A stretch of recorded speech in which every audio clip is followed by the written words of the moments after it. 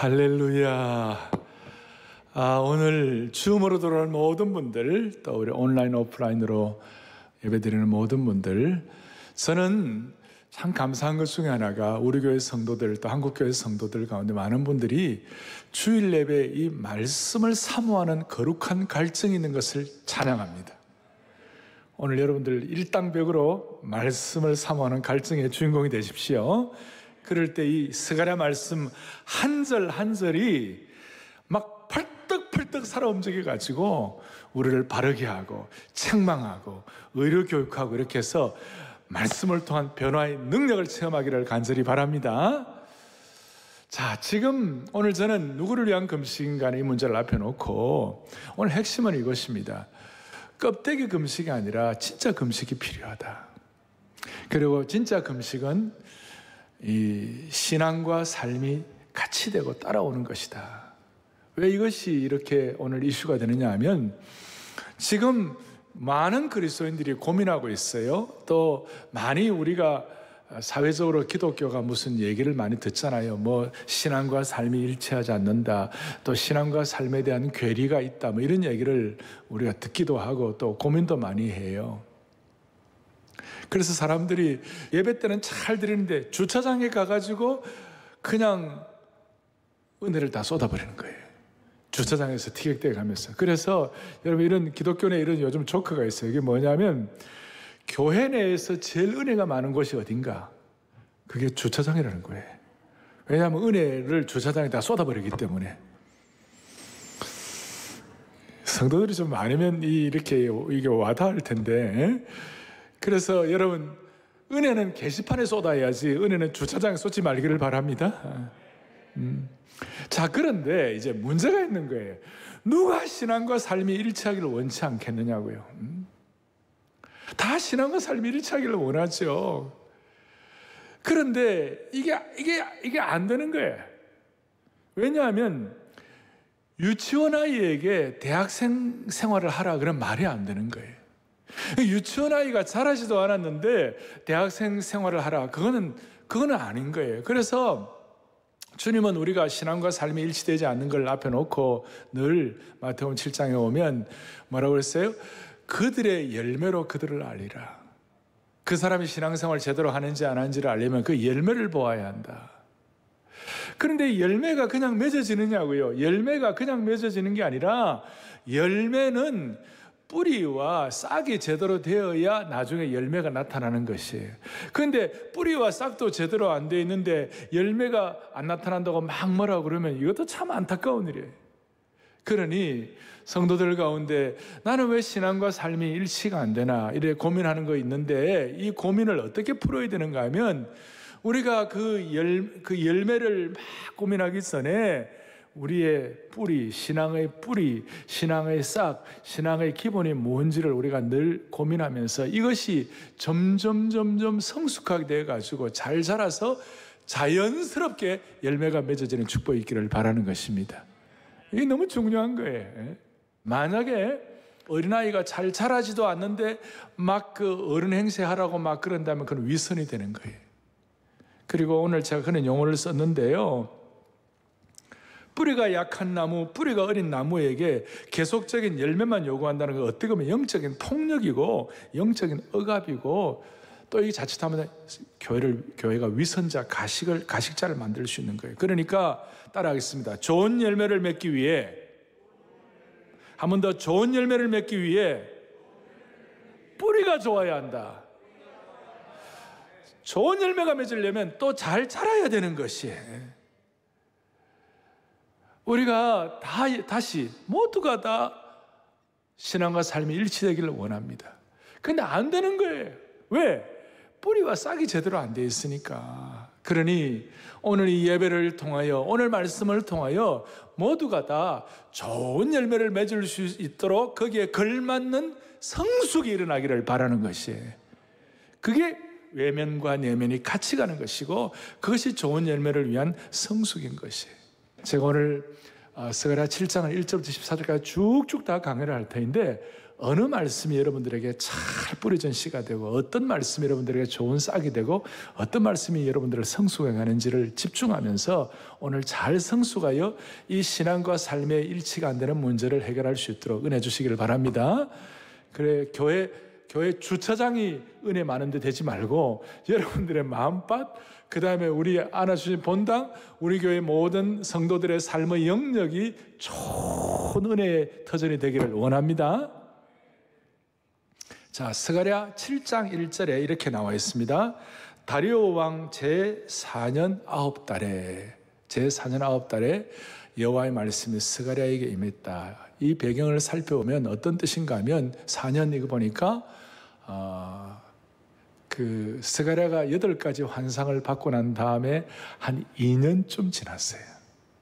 한 2년쯤 이제 지나가지고 많이 스가랴의 환상을 통해서 사람들이 많이 위로받고 또 무너진 예루살렘 성전도 반쯤 건축이 되었어요. 그래서 이스라엘 백성들은 나름 힘을 좀 얻었어요. 그리고 그 당시 그 세계 역사로서는 에스라 6장의 다리오 왕 칙령 때문에 예루살렘 성전의 재건을 방해하는 무리들도 다 제거가 되었어요. 그러니까 나름 괜찮았어요. 이제 상황은 좋아 보였고 예루살렘은 회복되어 갔고 나름 성전 건축도 순적하게 진행이 되어 가고 있었습니다. 그런데 이때 이제 허점이 드러나는 거예요. 그게 무슨 말인가 하면 오늘 보면 2절에 보니까 벳엘 지역의 사람들이 사레세를 비롯한 몇 명들이 예루살렘에 와가지고 이런 질문을 하는 거예요. 질문의 내용이 뭐냐면 3절에 내가 여러 해 동안 행한 대로 5월 중에 울며 근신하리이까. 여기 근신하리이까라는 말이 다른 번역서에는 금식하리이까 이렇게 번역되어 나와 있습니다. 근신과 금식 비슷하게 생각하시고, 그래 그 이후에 이제 금식에 대한 내용을 우리가 이제 볼 때에 이 사람들이 질문을 했어요. 5월 달에 행하는 그 금식을 계속 해야만 합니까? 여러 해 동안 행한 대로 그대로 해야만 합니까? 자, 여기에 대한 배경은 뭐냐면 당시 이스라엘 백성들이 5월에 금식을 했어요. 왜냐하면 5월에 금식한 이유가 뭐냐면 성전 파괴된 날이 5월 달이었어요. 그걸 생각하고 5월에 금식을 했어요. 근데 이 5월 금식하고 이제 뒤에도 나옵니다. 7월, 10월 계속 금식하는데 이 금식은 어떻게 보면 하나님께서 말씀을 통하여 직접 어느 날 금식하라는 그 내용에다가 좀 추가를 한 거예요. 본래 구약에는 공식적으로 레위기에 보면 딱 한 번 금식하게 되어 있어요. 거기 보면 7월 10일에 속죄일인데 염키폴 대속죄일 날 그러므로 너희는 나 한번 같이 그러므로 시작. 그러므로 너희는 나 여호와 앞에 모여서 금식하며 죄를 슬퍼하고 나에게 화제를 드리라. 나에게 제사를 드리는데 1년에 한 번 7월 10일 속죄일 날 한 번 금식하라. 이건 하나님께서 율법에 하나님께서 오경에 정해 주신 것이에요. 나머지 이제 금식들이 추가가 되는데 나머지 금식이 어디에 추가되는가 하면 스가랴 8장 19절에 보니까 앞에 이렇게 나왔어요. 같이 보죠. 만군의 여호와가 이같이 말하노라. 넷째 달의 금식과 다섯째 달의 금식과 일곱째 달의 금식과 열째 달의 금식 이런 내용이 나오는데 이거는 이제 하나님 직접 말씀하신 것이 아니고 장로들의 유전같이 전통을 가지고 많은 사람들이 이제 금식이 추가가 된 거예요. 유대 총독이 이렇게 살해를 당한 것도 슬퍼해가지고 금식하고 뭐 이런 식으로 해갖고 그게 아마 7째 달일 거예요.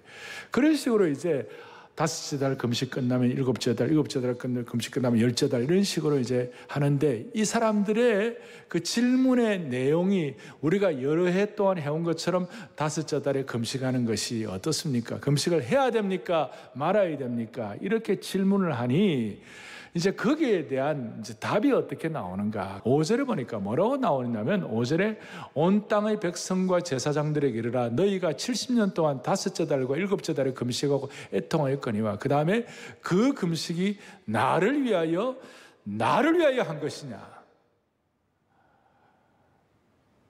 이중 강조는 히브리어의 강력한 강조에 대한 수사예요. 강력한 강조예요. 그 금식이 나를 위하여 과연 한 것인가?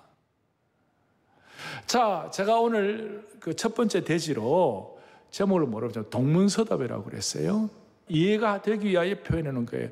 이 질문에 대해서 다른 응답을 하시는 거예요. 자, 어떻게 보면 금식을 해야 됩니까? 말아야 됩니까? 이래 묻는데 그 묻는 뉘앙스에는 그게 이제 이미 여러 해 해온 대로 습관적으로, 관습적으로 좀 지루하게, 좀 이렇게 껍데기적으로 이렇게 이제 하는 것 같은 느낌이 거기에 포함되어 있어요. 그럴 때 주님 뭐라고 말씀해요? 해라, 말라.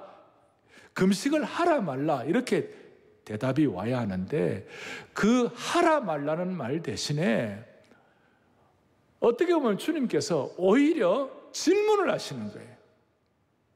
금식을 하라 말라 이렇게 대답을 해야 되는데 주님이 오히려 거꾸로 질문하시는 거예요. 그 금식이 나를 위하여 한 것이냐, 아니면 너희들 스스로를 자기 연민, 자기 만족을 위한 것인가? 누구를 위한 금식인가? 거기에 이제 7절을 보니까 7절에 예루살렘 쪽 얘기하고 난 다음에 여호와가 옛 선지자들을 통하여 외친 말씀이 있지 않느냐.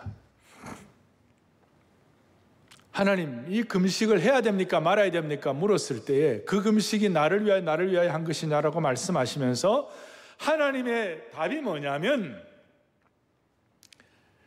옛 선지자들을 통하여 외친 말씀이 해답이다, 그거예요. 그리고 옛 선지자들을 통하여 외친 말씀의 핵심이 뭐냐? 그 핵심을 그 다음 말씀 가운데 9절과 10절을 통하여 옛 선지자들이 외친 말씀, 그러니까 겉으로 드러난 금식보다 더 중요한 실체를 설명을 하시는데, 만군의 여호와가 이같이 말하 이르시기를 너희는 진실한 재판을 행하며 서로 인애와 긍휼을 베풀며 과부와 고아와 나그네와 궁핍한 자를 압제하지 말며 그 다음에 서로 해하려고 마음에 도모하지 말라. 여기 do와 don't가 있어요. 뭐는 행하라, 그리고 뭐는 하지 말라.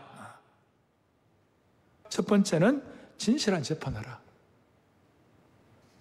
이거는 법적인 영역인데요. 시편 89편에 보니까 의와 공의가 주의 보좌의 기초라. 이거 하나님의 보좌의 기초가, 그러니까 우리는 진실한 재판해야 한다. 두 번째로는 서로 인애와 긍휼을 베풀라. 이거는 인간관계 영역이라는 거예요. 당시에 외국에 살다가 돌아와가지고 성전 재건축을 하다 보니까 이 큰 건축을 하는데 얼마나 문제가 많았겠어요. 아무 일도 안 하면 문제가 없겠지만 제대로 일을 하려고 하니까 수많은 갈등과 문제가 야기되는 거 아니에요? 그럴 때 제발 법정으로 문제를 들고 가지 말고 인애와 인자와 사랑과 긍휼을 베풀라. 아멘. 그 불쌍히는 마음을 가지라, 그거예요. 오늘 지금 이 예배에 지금 줌으로 들어오는 모든 분들, 오늘 인간관계의 영역에서 하나님 주신 은혜가 있기를 바랍니다. 바랍니다. 요즘 제가 이게 왜 중요한가 하면 코로나 사태 이후로 사람들의 마음이 은혜의 저수지가 되어야 하는데, 많은 사람들이 이게 막 하다 보니까, 이렇게 막 스트레스를 받다 보니까 마음들이 다 불평의 저수지로 가득 찬 경우가 많아요. 그래서 요즘은 코로나 블루를 넘어서 가지고 코로나 앵그리로 갔다, 그런 말이 있어요. 언제 폭발할지 모르는 거예요. 언제.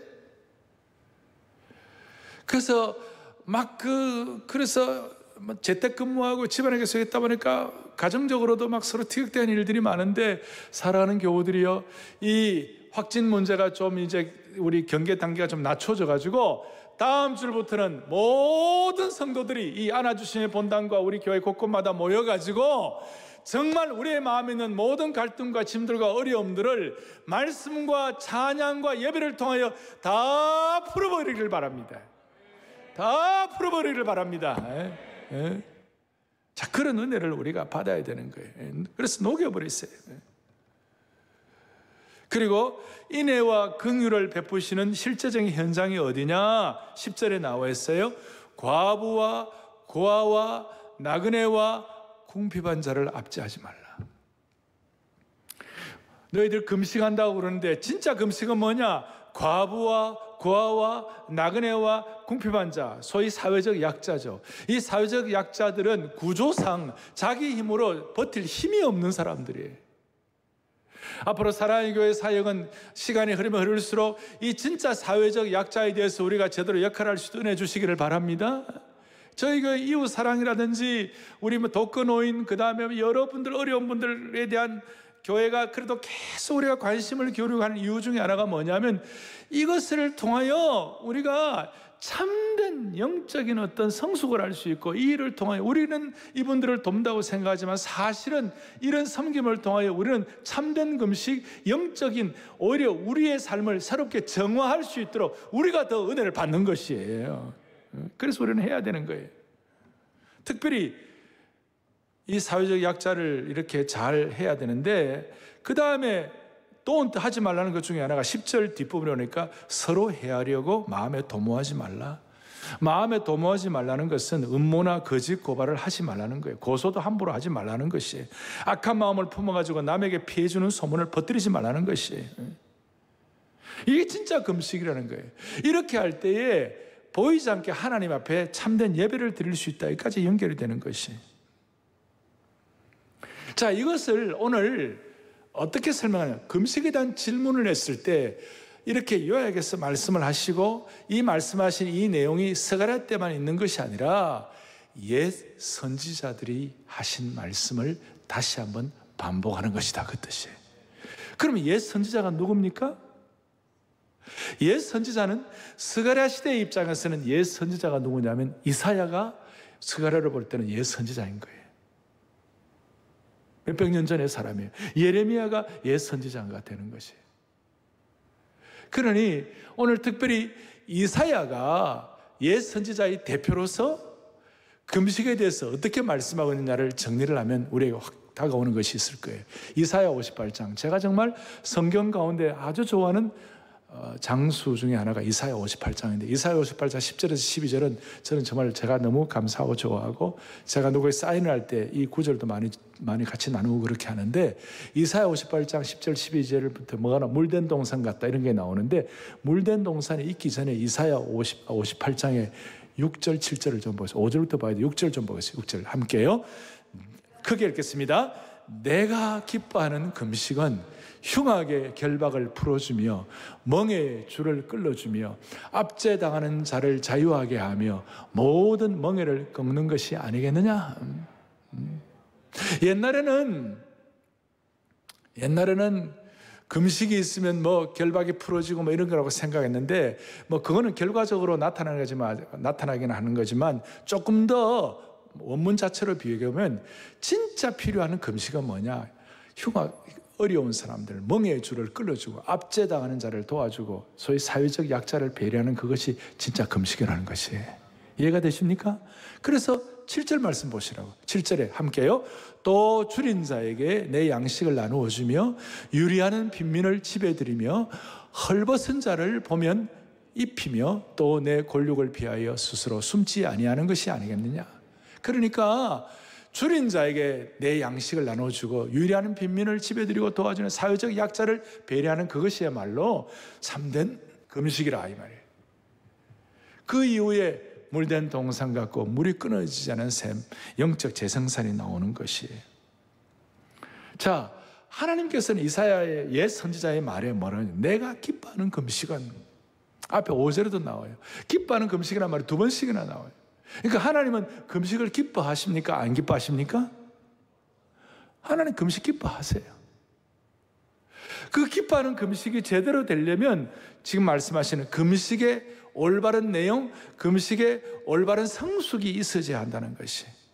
그러니까 자신이 먹지 않는 데만 초점을 맞추는 것이 아니라 진짜 사회적 약자를 배려하고 먹이고 이렇게 섬길 때 그것이 올바른 금식이 되는 줄로 믿습니다.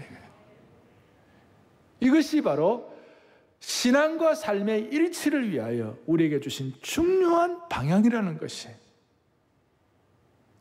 그리고 이것을 위해서 먼저 너희들이 성숙해야 한다.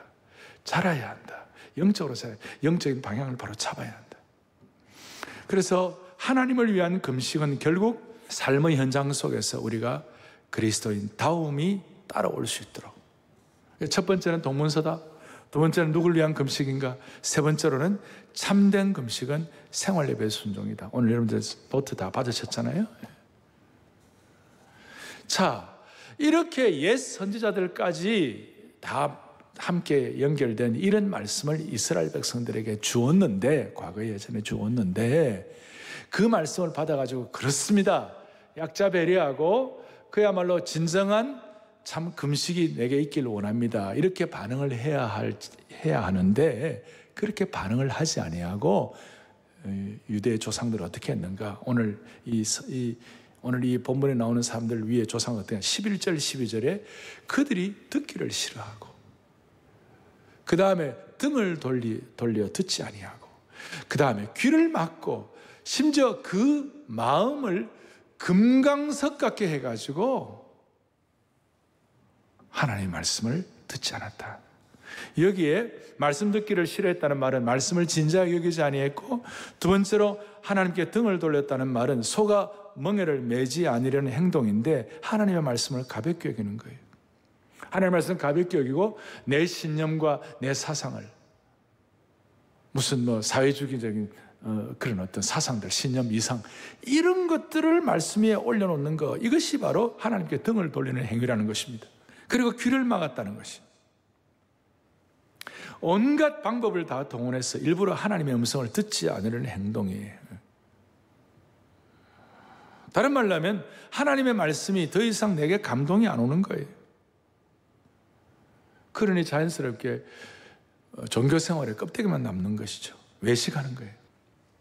그리고 마음을 딱딱하게 해가지고 하나님의 말씀 듣지 않는 거예요. 얼마나 마음의 돌짝밭 같은지, 그 마음이 금강석과 같다, 강철 같고 차돌 같고 다이아몬드처럼 단단하고 모질기 짝이 없다는 것이, 마음이 벽창호 같고 이스라엘 최고의 뻔뻔자가 되었다는 것이, 그리고 그 말씀을 듣지 않은 그 결과, 마음을 딱딱하게 한 그 결과 12절 뒷부분에 진노가 만군의 여호와께로부터 나왔도다. 그리고 14절에 보니까 어떻게 되느냐? 내가 그들을 바람으로 불어 알지 못하던 여러 나라에 흩었느니라. 그 위에 이 땅이 황폐해 오고 가는 사람이 없었나니 이는 그들이 아름다운 땅을 황폐하게 하였습니다. 바벨론 포로가 되고 페르시아에 흩어지고. 그런데 하나님의 마음은 이 사람들이 잘못했다고 해서 등을 돌렸다고 해가지고 진노하고 책벌 내리고 그것만이 하나님의 마음이 아니에요. 신약에 보면, 여기에 보면 돌아온 탕자가 이스라엘 백성들 그 선조들처럼 돌아온 탕자처럼 허랑방탕하고 온갖 참 아버지에 대해 반역을 했지만 아버지의 마음은 항상 아들이 돌아오기를 동구 밖에서 기다리는 그것이 아버지의 마음인 줄로 확신합니다. 그래서 흩어버리는 것이 하나님의 마음이 아니고, 흩어버리되 거기서라도 제대로 정신 차리고 역할을 하면 다시 회복이 되는, 돌아오면 회복되는 그 길을 주님은 항상 열어놓으시는 것이에요. 항상 열어놓으시는 거예요. 이걸 나중에 깨닫고 바벨론 포로 시대 또 그걸 저주라고 생각하지 아니하고, 이 가운데서 신앙과 삶의 일치를 통하여 이웃에게 본이 되고 덕이 되고 역할 모델을 할 수 있도록 거기에 회당을 세우게 하시고, 그 회당 속에서 히브리어로 쓰여진 이 성경을 헬라어로 당시에 통용되던 국제 언어인 헬라어로 번역될 수 있도록 셉티오진 70인역을 만들 수 있도록 그런 기초를 마련하는 거예요. 그러니 저주로만 끝나는 것이 아니라 회복되게 하시는 것이 주님의 은혜인 줄로 믿습니다. 이거예요.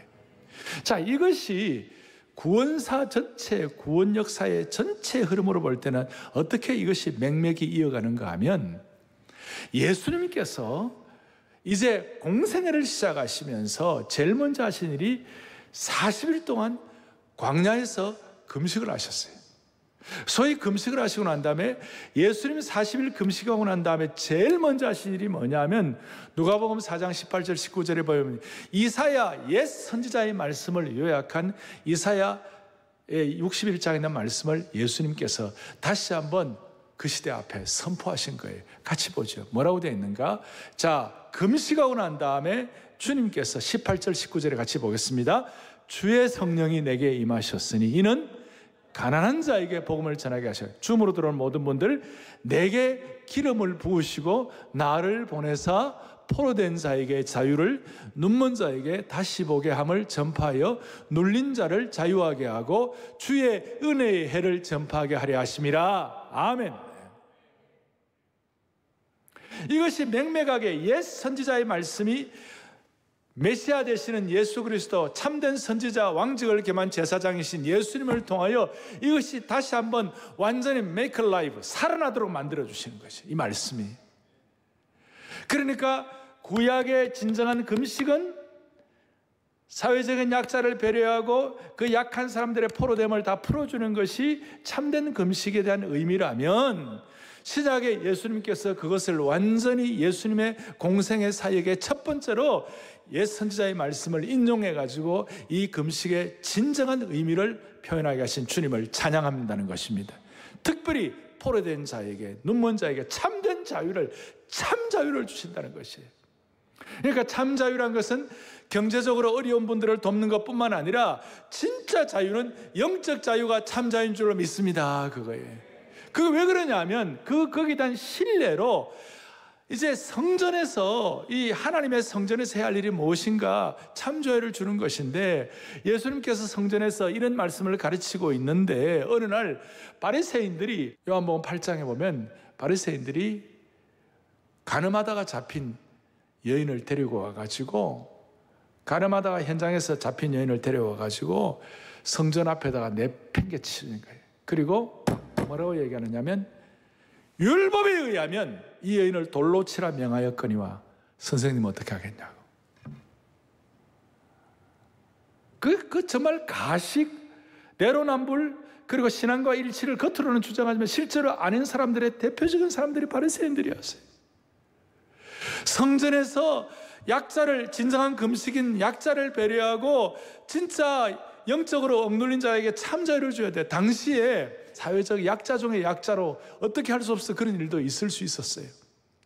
그런 사람들을 보면 같이 마음 아파하고 같이 고통하고 약자를 배려해야 되는데, 그 바리새인들의 마음속에는 그러지 아니하고 어떻게 됐습니까? 뭐 겉으로 볼 때는 뭐야 멋있는 것 같지만 속은 다 썩어 빠져가지고 그렇게 정죄하고 그렇게 하는 거예요. 그거는 금식 아니다. 왜? 금식의 문제에 있어서는 대장이 바리새인들이었어요. 금식을 철저히 지킨 사람이었어요. 그게 껍데기 금식이죠. 그래서 많은 신학자들이 하는 얘기가, 오늘 스가랴 7장의 이 내용의 신약의 가장 강력한 재해석이 어딘가, 그것이 바로 껍데기나 실체의 네 번째 껍데기나 실체에 있어서 누가복음 18장의 바리새인과 세리의 기도가, 이것이 가장 결정적인 현장이라는 것이에요. 여러분 이해가 되십니까? 지금 제가 차근차근 말씀을 드렸어요. 이 금식의 문제, 옛 선지자의 문제, 예수님이 땅에 오셔서 금식하시고 선포하신 문제, 이 모든 것들이 뭉뚱그려져 가지고 딱 정리가 되는 실체가 뭐냐? 껍데기냐 실체냐? 껍데기 예배냐 참 예배냐? 그것이 바로 누가복음 18장에 아시죠? 누가복음 18장에 자기의에 충만한 껍데기 예배자가 나옵니다. 누굽니까? 바리새인들이. 껍데기 예배자에게는 신앙이란 것은 남의 눈을 의식한 거칠에 불과한 것이, 그 사람들은 의식주의자였고 전통주의자였고 형식주의자들이었어요. 좀 극단적으로 얘기하면 이 사람들은 하나님께 기도하지 아니하고 자기에게 기도하는 거예요. 하나님께 예배하는 것이 아니라 자기에게 예배하는 사람들이에요. 자기 연민, 자기 만족이에요. 정말 자기 중심이에요. 그러니까 주님, 나는 성경에서 말하는 금식하고 다 지켰나이다. 그래, 너 진짜 약자 돌보느냐? 너 진짜 가늠한 여인처럼 그런 고통당하는 자들을 그 약자 돌보느냐? 이용해 먹을 생각만 하고 데리고 와가지고 성전 마당에다가 내팽개치고. 그런데 누가복음 18장 13절에 오면 그 내면이 참 예배자인 세리는 정말 하나님 앞에서 자기 자신을 돌아보았어요. 가슴을 치면서 부끄러운 죄책감을 가지고 용서를 구하면서, 하나님이여 나를 불쌍히 여겨 주십시오. 감히 하늘을 쳐다보지도 못하고 하나님이여 나를 불쌍히 여겨, 나는 죄인으로소이다. 껍데기 금식자 바리새인과 자기의 가슴을 치면서 나는 죄인입니다, 나를 불쌍히 여기소서 하는 진짜 참예배자, 여기서 구별이 되는 것이. 하나님께서 사랑의 교회 교우들을, 한국 교회를 불쌍히 여기셔서 매주일마다 우리 자신을 불쌍히 여겨주시는 그런 축복을 저희들이 받았으면 좋겠습니다. 바리새인은 자기를 모르고 떵떵거렸고, 세리는 자기를 알고 가슴을 치는 거예요. 오늘 한국 사회에 정말 내로남불들, 자신을 돌아보고 가슴을 치면요, 무슨 신앙과 삶이 일치 안 된다고 막, 사실은 정말 신앙과 삶의 일치를 위해서는 막 고민하는 사람들은 가슴을 치고 있어요. 저는 요즘 무슨 교회, 무슨 한국 교회도 그렇고 무슨 어려운 일이 생겼다 하면 저는 주님 앞에서 내 문제같이 생각되고 내가 잘못해서 그런 것 같아서 얼마나 마음이 아픈지 몰라요. 제 가슴을 치면서 교회도 무슨 일이 생기면 아이고야, 어몽사 또 내가 주님, 내가 이거 부족해서, 이거 전혀 제가 이렇게 그냥 그게 아니고 진짜 제 마음이 그래요. 늘 마음이 아픈 거예요.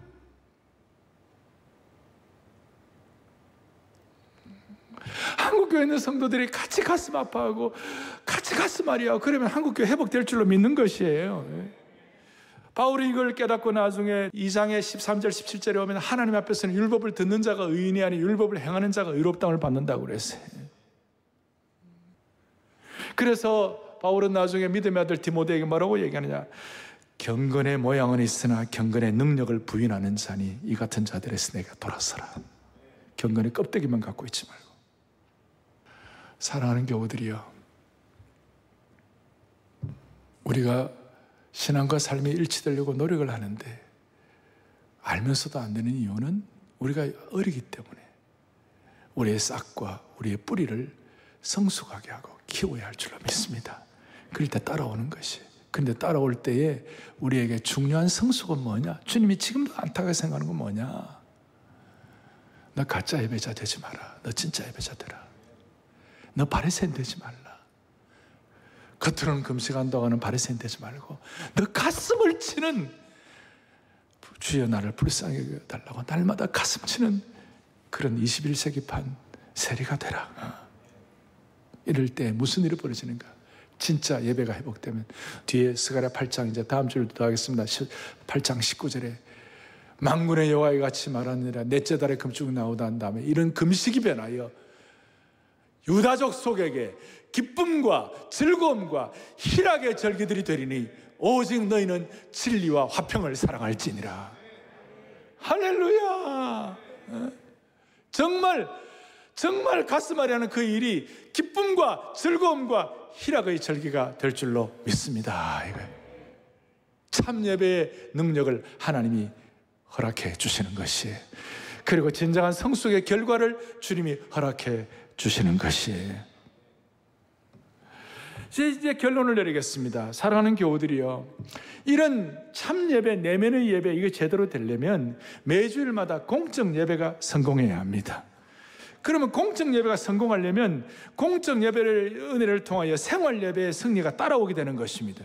그러니까 공적 예배와 생활 예배의 균형을 가져야만 하는 것입니다. 제가 말씀한 대로 우리가 언행일치라는 말 겉으로 사람들이 얘기를 하는 일반 사회에서만, 우리는 이제 신행일치를 우리가 사모를 해야 되는데, 신행일치를 위해서는 우리가 공생일치가 되는 거예요. 공생일치가 뭐냐면 공적 예배와 생활 예배의 일치가 되어야 되는 것이에요. 우리 교회식으로 말하면 공생예 일치, 공적 예배와 생활 예배의 일치가 되게 하여 주옵소서. 그리하여 주님 은혜 주셔갖고 다음 주일부터 우리 안아주신 본당에 은혜를 주셔서 같이 와가지고 공적 예배와 또 생활 예배 승리가 있게 하여 주시옵소서. 영적 성공의 시작은 뿌리가 제대로 돼야 되고 거기에 같이 따라가야 되니까, 공적 예배가 시작이면 생활 예배가 결과가 될 수 있게 하시고, 공적 예배가 뿌리면 생활 예배가 열매가 되게 하여 주시옵시고, 공적 예배가 기초이면 생활 예배는 그 기초 위에 세워지는 건물인 줄로 믿습니다. 공생에 일치될 수 있도록 여러분들의 예배가 진짜인지 아닌지, 우리의 내면과 겉면이 일치가 되는지 아닌지를 살펴보는 시금석이 있어요. 제가 정말 존경하는 A.W. 토저가 뭐라고 얘기하는가, 이런 말씀을 하는 것이에요. 토저가 뭐래? 주일 예배 이후에 생활 예배가 뒤따르지 않으면 하늘에서는 주일 예배가 인정되지 않는다고 그랬어요. 너무 기가 막힌 말씀이에요. 우리가 주일날 예배당에 들어가가지고 하박국 2장에 있는 말씀처럼 여호와는 그 성전에 계시니 온 땅은 그 앞에서 잠잠할지니라, 이런 말씀 너무 귀한 말씀이에요. 이 말씀이 이제 하나 더 승화가 돼가지고 월요일 오전에 내 사무실에 앉아가가지고 여호와께서 내 사무실에 계시니 온 천하는 그 앞에서 잠잠할지니라. 오늘 한국 사회 어렵습니다. 한국 교회 이런저런 얘기 듣습니다. 아닙니다. 여호와는 우리의 삶의 영역에서 계시니 온 천하는 잠잠할지니라. 우리는 주일 한 번만 하나님께 예배하는 것이 아닙니다. 일상의 일터에서 예배를 드려요. 그러니까 생활 예배에서도 온 천하가 그 앞에서 잠잠할지니라. 월요일 아침에 일어나 여러분 가정과 일터에 가가지고 오직 예수 그리스도가 이곳에 계시니까 온 천하는 그 앞에 잠잠할지니라. 주여 예수 그리스도가 이곳에 계시니 월요일, 화요일, 수요일 날 일터에서 계시니 온 천하는 그 앞에 잠잠할지니라. 그래서 제가 거기에 써놓았죠. 거기 써놓았죠. 중요한 것은 주중에 가인처럼 살면서 주일에 아벨처럼 예배를 드릴 수가 없어요. 주일에 아벨처럼 예배 드리지 못한다면 주중에 아벨처럼 살 수가 없는 것이에요. 그래서 주일에 공적 예배의 수준이 주중 생활 예배 수준을 결정하고 주중 생활 예배 수준이 주일 공적 예배 수준을 결정하는 것이에요. 코로나 시대에 우리 다시 한번 다짐하십시다. 이 금식이 너를 위한 금식이냐 나를 위한 금식이냐, 주님이 말씀하실 때 우리 모두 공생의 일치를 통하여 20대에 은혜 받았던 그 주님 70대도 동일한 은혜를 받게 하여 주시옵소서. 주일이나 평일이나 동일하게 하여 주옵소서. 코로나 전이나 코로나 과정이나 코로나 이후나 점점 성숙해서 동일하게 하여 주옵소서. 모두가 다 참된 금식자, 생활 예배, 주일 예배에서 승리할 수 있도록 은혜 주셔갖고 한국교회가 진정한 회복을 경험할 수 있기를 바랍니다. 거룩거룩하다, 거룩거룩하다. 만군의 여호와 그 영광이 온 땅에 충만하시도다. 오늘 그 은혜가 우리 온 성도들에게 넘치기를 바랍니다. 시간이 없지만 오른손을 들고 거룩거룩하다 찬양하겠습니다. 거룩하다 만군의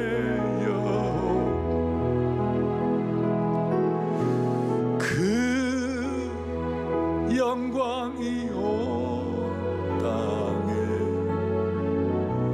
충만하시도다.